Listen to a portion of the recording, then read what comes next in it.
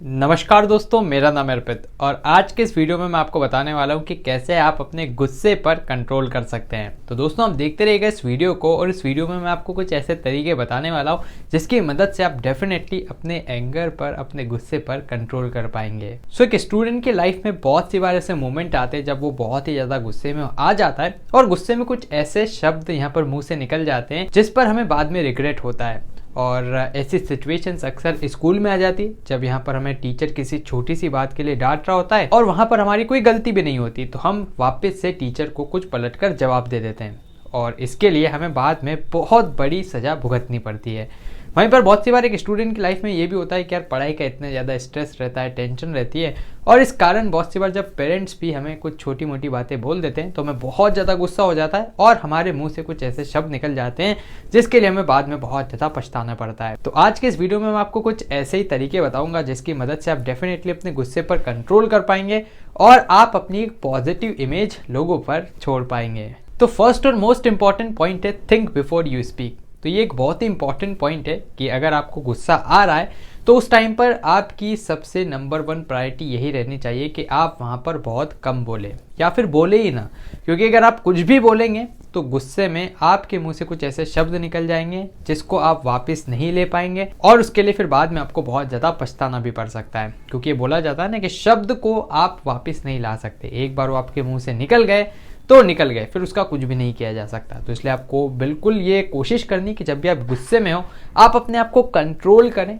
और कुछ भी वहाँ पर बोले ना। सेकेंड पॉइंट है वंस यू आर काम देन एक्सप्रेस योर एंगर। तो मतलब जब आपका गुस्सा थोड़ा सा ठंडा हो जाए उसके बाद आप अपने एंगर को एक्सप्रेस करें, क्योंकि जिस दौरान आप बहुत ज़्यादा गुस्से में उस दौरान अगर आपने कुछ काम किया तो डेफिनेटली वो तो आपके लिए नेगेटिव ही जाने वाला है। तो बिल्कुल आपको कोशिश करनी है कि जब आपका गुस्सा थोड़ा सा शांत हो जाए उसके बाद जो भी आपके सामने वाली पार्टी है उसके पास आप जाएं और उसको अपनी बातें बताएं। डेफिनेटली सामने वाला भी सुनेगा, क्योंकि जिस टाइम पर आप गुस्से में होते हैं सामने वाला भी गुस्से में होता है और अगर आप उस टाइम पर कुछ भी वर्ड्स को एक्सचेंज करते हो या फिर फिजिकल अगर आप होते हो तो डेफिनेटली डैमेज दोनों तरफ होता है। थर्ड पॉइंट है गेट सम एक्सरसाइज। तो गुस्से को कंट्रोल करने का सबसे बढ़िया यहाँ पर जो उपाय है वो है गेट सम एक्सरसाइज।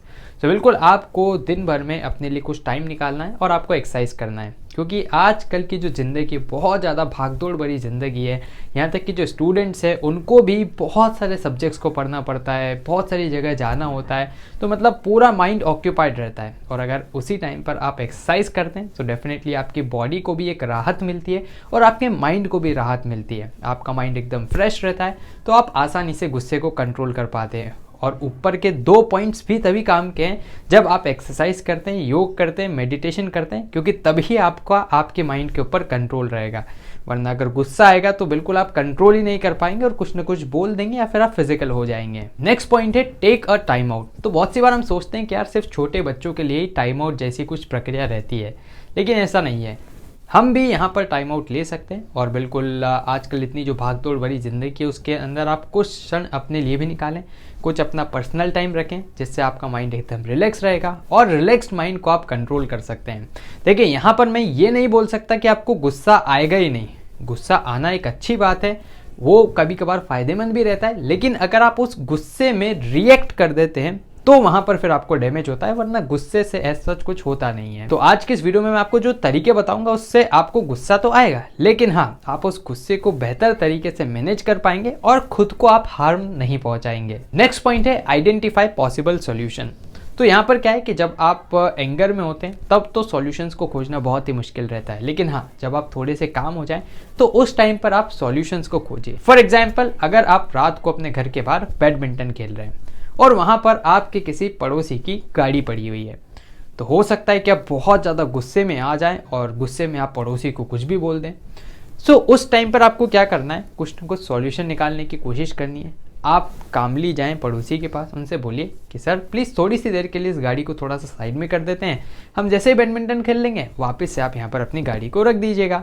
तो इससे क्या होगा कि पड़ोसी भी नाराज़ नहीं होगा और आपके मुंह से भी कुछ ऐसी चीज़ नहीं निकल जाएगी जो कि बाद में आपके रिलेशन को ख़राब कर सकती है।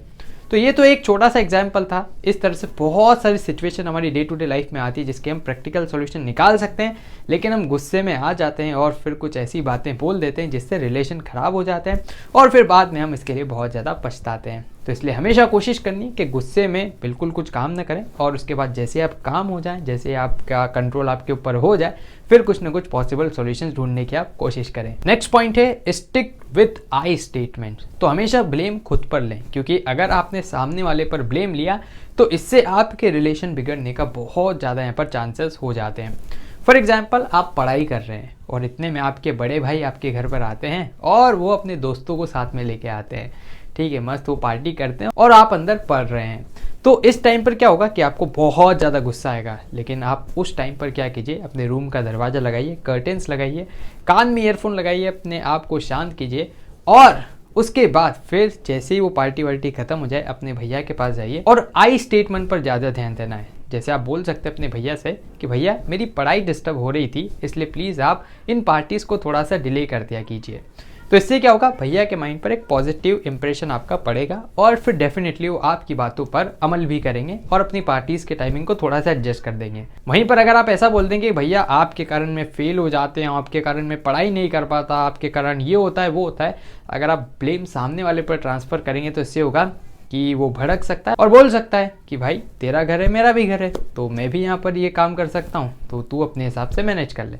तो बस यहाँ पर बोलने का तरीका रहता है, इसलिए अगर आप आई स्टेटमेंट पर ज़्यादा फोकस करेंगे तो वहाँ पर ज़्यादा आपको एडवांटेज होने वाला है। नेक्स्ट पॉइंट है डोंट होल्ड अ ग्रज। तो अपने मन में कोई शिकन, कोई गिला, कोई शिकवा मत रखिए, क्योंकि अगर आप ऐसा रखेंगे तो आपका माइंड प्री ऑक्यूपाइड रहेगा, हमेशा स्ट्रेस में रहेगा और छोटी छोटी बातों पर आप गुस्सा करेंगे।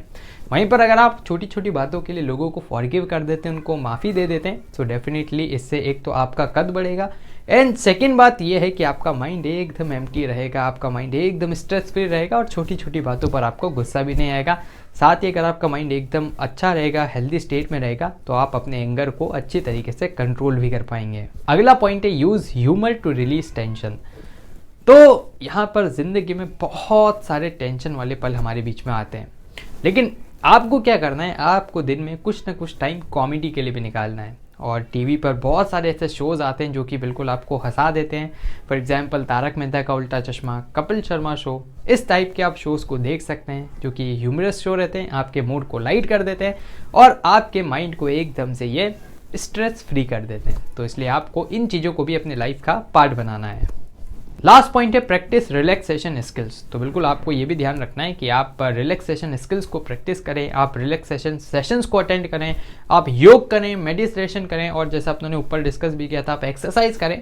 तो अगर आप इन सभी चीज़ों को फॉलो करेंगे तो डेफिनेटली आप अपने गुस्से पर काबू पा पाएंगे और आप कंप्लीट गुस्से को बहुत ही अच्छे से हैंडल भी कर पाएंगे। तो मुझे उम्मीद है कि आपको ये सारे पॉइंट समझ में आए होंगे और आप इसको अपनी लाइफ में इम्प्लीमेंट करेंगे। 28 दिसंबर को अनअकैडमी पर एक इवेंट होने वाला है जिसका नाम है करियर क्वेस्ट। ये एक बहुत ही इंपॉर्टेंट इवेंट होने वाला है सभी बच्चों के लिए और मैं आपसे भी ये रिक्वेस्ट करूंगा कि आप भी एक बार जरूर से इस इवेंट में आएँ और इसमें पार्टिसिपेट करें। इस इवेंट की कंप्लीट डिटेल आपको डिस्क्रिप्शन में मिल जाएगी, तो आप एक बार उसको भी विजिट कर लीजिएगा। आप इस वीडियो को अनअकैडमी आरोग्य पर देख रहे हैं और अनअकैडमी एक ऑनलाइन एजुकेशनल प्लेटफॉर्म है।